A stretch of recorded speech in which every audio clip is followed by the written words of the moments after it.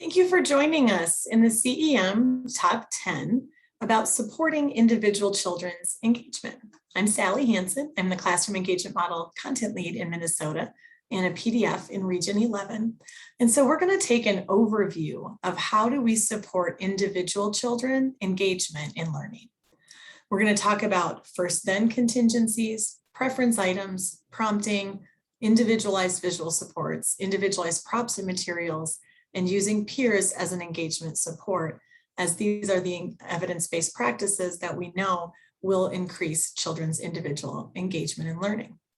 So in doing our supporting learning questions, we can ask ourselves, what do I need to do as the adult in the room to help a child attend to the relevant instruction, toys, materials, or prompts?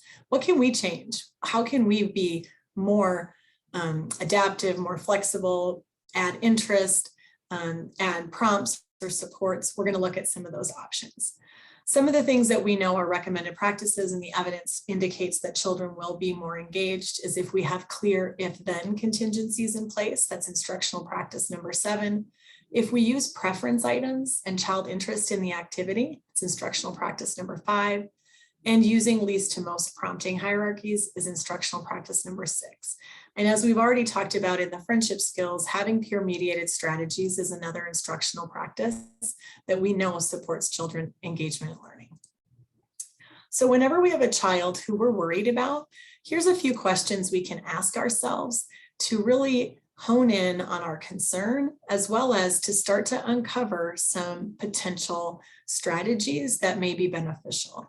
So maybe we jot down the child's name or initials, and then we get really clear about what does their lack of engagement look like. This might be something you do on your own, do with your team, maybe at a team meeting.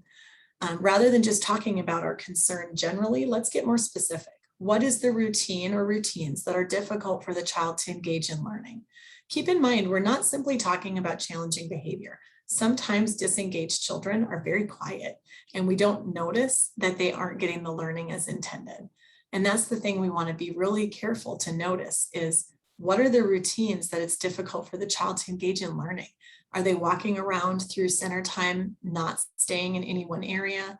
Are they not engaged in child-directed times of the day where they need to have social skills? What's the learning they're missing out on? Are they not engaged in the transition routine? And so they're not learning how to take care of the classroom. They're not learning that following directions. Are there individual goals that they're working on that might be a clue for us to be worried about in terms of their engagement? And then let's think about for the same child, when are they engaged? When are they learning? Who are they engaged with? What are they engaged with? What does this child love? What makes them happy? Those are some clues that we can use as we begin to create an individualized plan for them. So some things we can do, we can individualize the props or visuals that we learned about in CEM 1 when we talked about creating active participation in routines. We can individualize those things. There can be individual mini schedules, there can be cue cards to hold, personal copies of the book, a whiteboard to draw on during circle time, visual scripts for dramatic play, whiteboards for note-taking, and song and story maps. Consider other ideas that you've used for individual visuals or props and materials. We can also use our peers as an engagement support. On the CEM Share site, we have the stay, play, talk information. We can also have children line up together. If we have a child who's having a hard time engaging in the transition from the playground back into the building, would they be more likely to follow those directions and stay engaged if they were lining up with a preferred partner? Maybe they should sit by their friend during a circle time or a small group activity. They can dance together, do that small group work with a peer, especially if it's something non-preferred. Maybe they're going to read with a friend. And I encourage you to look into the stay, play, talk information. There's some good visuals for you. We've all heard of the first then contingency. So first then can be used to break down a schedule. First it's going to be outside time, then it's snack time. But we're talking about using first then as a natural reinforcer. So if we're asking a child to do something hard, we're giving them something more preferred next. So first we're going to do our small group work, and then it's going to be smartboard time or computer time. Or first we clean up and then we go outside. So they know if they can get through that hard thing that they don't like or that's too difficult for them, immediately after is something that they do like, something that they want to do. If you think about yourself at home, you might do this as well. You might say, first I'm going to rake the yard and then I can watch football, if you're a football fan, something like that. On the share site, we have the reinforcer inventory. As you learned in CEM training, if you've been, and if not, hopefully you're checking out the resources on the share site and learning about the cycle of interest to engagement to mastery. We know that when children are interested in something, they have something that is their preferred item, their preferred person, their preferred activity, they will be more engaged. And so learning what it is that children love, what makes them smile, what makes them happy, is really a valuable way to help them feel reinforced for doing something effortful. When it's really hard for me to cut with the scissors on a line because my hands are not as strong and my fine motor control isn't as good, it may be more interesting if I'm cutting out cars, which is my favorite, than if I'm just cutting a zigzag, or if I get a car sticker when I'm done.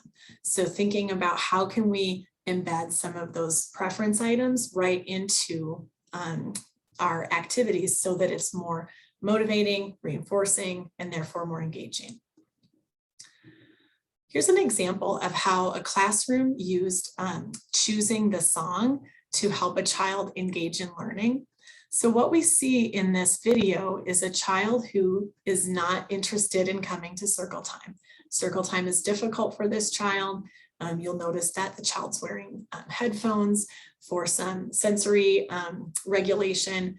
And so this teaching team uses child choice to engage the child to come to circle time and to participate in a way that is their level of engagement. So let's take a look at how we use this intentionally to engage the child. Hi. Wyatt, do you want to come and pick a song?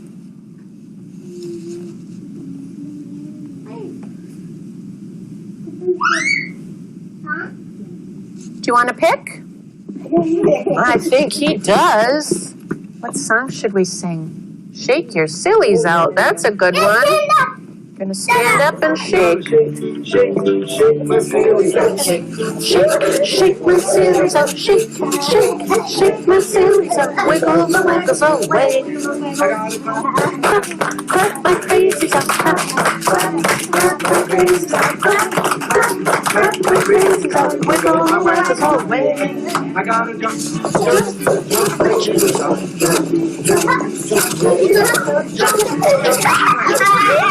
I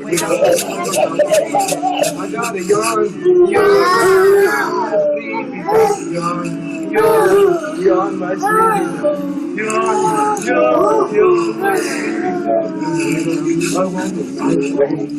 I gotta shake my sillies out, shake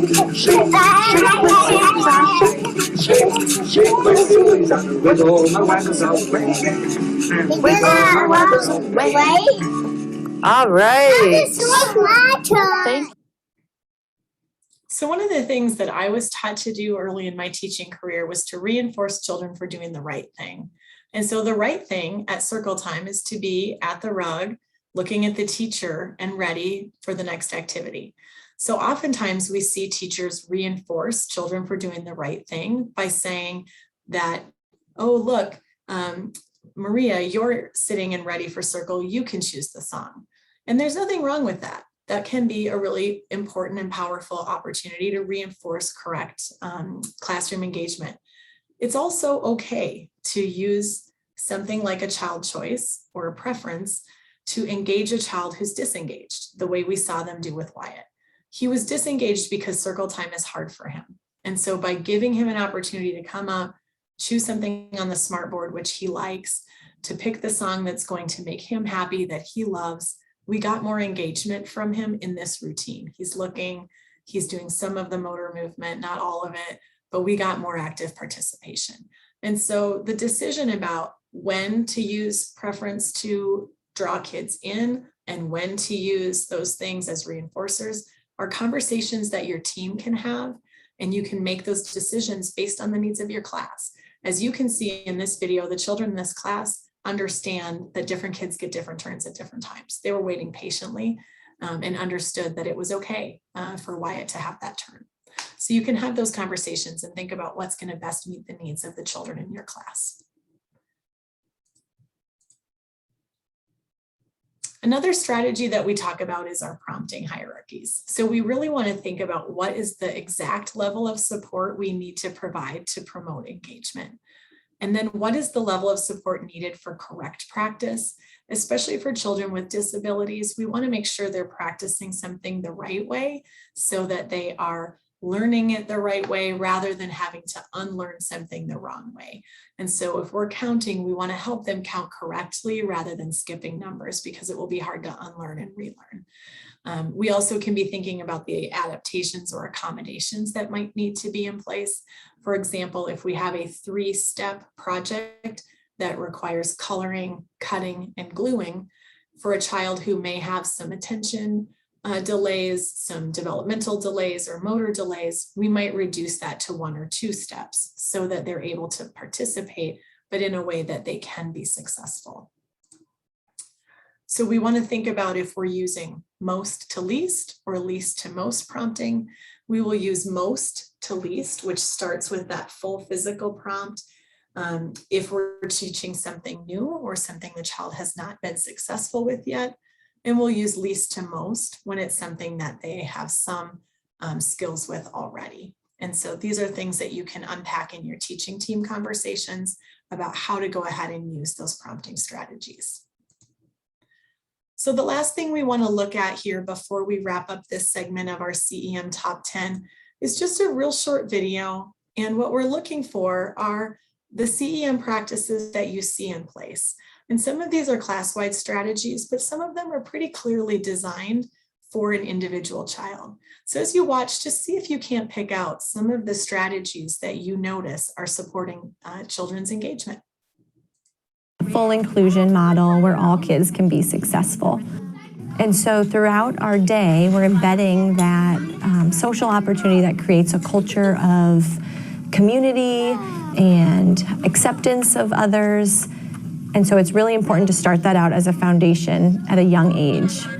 One thing we've really noticed is taking what the adult's role is and what the adult is leading and look at how can we put a peer into that same position, that student, so that we can have lots of student and student interactions throughout our day. One thing we've really noticed is the friendships that form and how a peer is so able to facilitate the learning of another student when they have those skills and when the environment is set up with so many routines that they can be independent in that.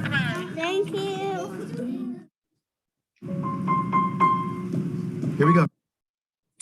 So hopefully, as you saw in that last video, we had lots of visuals, we had clear expectations of what to do in each center, and then we had a kiddo doing a job an adult can do. So if we're giving a 2-minute transition notice, you saw the child who's nonverbal offering that 2-minute notice using the lengthy encounter approach of tapping your friend on the shoulder, getting their attention, telling them 2 minutes to play using his adaptive communication device, and then the children responding with thank you. And so these are a number of different things we can do to engage children in learning and in a variety of different ways. If you need support using your STAIR data to create some of those plans for individual children, I encourage you to talk to your external coach or your internal coach or your implementation team. Thank you.